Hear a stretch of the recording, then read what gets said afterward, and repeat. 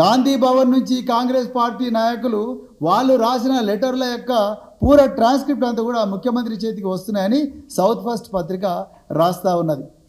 అంటే మరి ముఖ్యమంత్రి గారు మరి మీకంత రీచ్ ఉన్నప్పుడు మీరు ఎవరి ఫోన్ అయినా ట్యాప్ చేస్తారు. కానీ మీరు ఇదే ముఖ్యమంత్రి ఢిల్లీలో ఏమన్నాడు, మేము చాలా పారదర్శకంగా వ్యవహరిస్తాం, మేము ఇట్లా చేయము, అదేవిధంగా మేము చట్ట ప్రకారమే నడుచుకుంటాం, అదేవిధంగా we will maintain transparency and uphold law అని చెప్పి మరి ఇదే ముఖ్యమంత్రి అన్నాడు. అందుకొరకు నేను ముఖ్యమంత్రి గారికి కొన్ని ప్రశ్నలు అడుగుతున్నా. మీరు నిజంగా ట్రాన్స్పరెన్సీ అంటున్నారు, మీరు రూల్ ఆఫ్ లాను గౌరవిస్తామంటున్నారు ముఖ్యమంత్రి గారు. నేను మీకు 3 సూచనలు సలహాలు ప్రశ్నలు ఇస్తున్నా. మీకు నిజంగా దమ్ముంటే, మీకు నిజంగా ఇదే పారదర్శకత మీద నిజంగా మీకు నమ్మకం ఉంటే మొట్టమొదట మీరు ఎవరెవరి ఫోన్లు ట్యాప్ చేస్తున్నారో ఆ ఫోన్ల నెంబర్లన్నీ కూడా సీల్డ్ కవర్లో పెట్టి హైకోర్టుకు సబ్మిట్ చేయండి.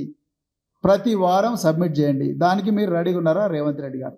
ఇప్పుడు మీరు అధికారంలో ఉన్నారు, మీరు మరి పొంగులేటి శ్రీనివాసరెడ్డి గారి ఫోన్ ట్యాప్ చేసిండ్రా, లేకపోతే మరి కోమటిరెడ్డి వెంకటరెడ్డి ఫోన్ ట్యాప్ చేసిండ్రా, లేకపోతే ఉత్తమ్ కుమార్ రెడ్డి గారి ఫోన్ ట్యాప్ చేసిండ్రా, ఇంకెవరు చైర్మన్ల ఫోన్లు ట్యాప్ చేసిండ్రా, లేకపోతే బీఆర్ఎస్ నాయకుల ఫోన్లు ట్యాప్ చేసిండ్రా, అధికారుల ఫోన్లు ట్యాప్ చేసిండ్రా? వీటన్నిటి వివరాలను సీల్డ్ కవర్లో హైకోర్టుకు సమర్పించండి. మీరు పారదర్శకత అన్నారు కదా, సీల్డ్ కవర్లో హైకోర్టుకు సమర్పించడానికి మీరు సిద్ధంగా ఉన్నారా? ఇది నేను ఇలా రేవంత్ రెడ్డి గారిని అడుగుతా ఉన్నా. నేను ఇంతకుముందే చాలా ప్రెస్ కాన్ఫరెన్స్ చెప్పిన, రేవంత్ రెడ్డి గారు ప్రతీకార వాంఛతోనే రగిలిపోతా ఉన్నారు. తెలంగాణలో నడుస్తున్నది ప్రజాపాలన కాదు, ప్రజల మీద ప్రతీకార పాలన. ప్రజాపాలన కాదు, ఇది ప్రజల మీద ప్రతీకార పాలన, ప్రతిపక్షాల మీద ప్రతీకార పాలన నడుస్తూ ఉన్నది. ఈ ముఖ్యమంత్రి హోంమంత్రికి ఇక్కడున్న పోలీసు అది సిట్ అనేది పోలీసు వ్యవస్థలో ఒక భాగం. ఇప్పుడు పంజాగుట్టలో 243 పంజాగుట్ట పోలీస్ స్టేషన్ ఏదైతే కేసు ఉన్నదో ఆ కేసు ఈ ముఖ్యమంత్రి దగ్గర పారదర్శకంగా జరుగుతున్న నమ్మకం మాకు లేదు.